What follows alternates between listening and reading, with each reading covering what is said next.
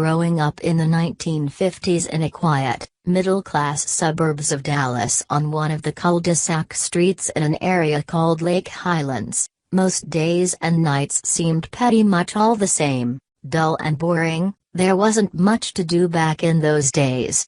The highlights of my young existence seemed to be watching TV and playing outside with a soccer ball, also waiting for my next birthday or Christmas each year, maybe eavesdropping on my mother and her friends whenever they was around or on the phone as they gossiped about people in the local area. I had quite the knowledge on people in my area.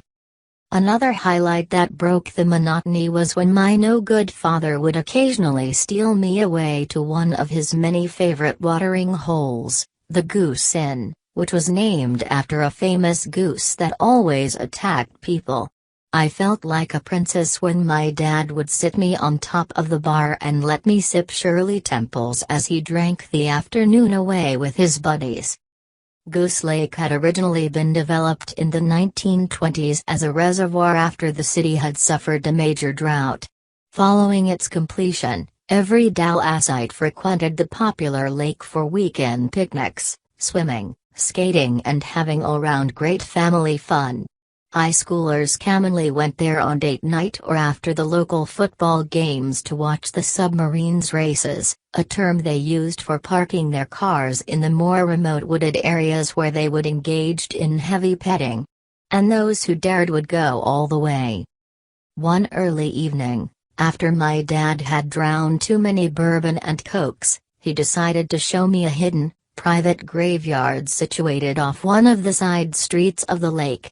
When we had gotten as close as the narrow, winding road would take us, we parked my dad's truck, opened the ancient, looking rusty gate and went in. The old cemetery was overgrown with dark and scary looking vines. In front of the stood a tall, white marble statue of a beautiful, young woman, and engraved at the bottom were the words, Lady of the Lake. It was obvious that vandals had painted red tears to resemble blood streaming down from her eyes, and I was terrified. I grabbed my father's hand as he proceeded to tell me the sad story of the poor girl who was buried beneath the frightening, yet magnificent statue. The early 1930s, and no one was exactly sure of the details, although many think she had been held under the water by a make-suitor or her fiancé. When her body was discovered, she was found dressed in a pale evening gown in a shallow part of the lake by its muddy shore.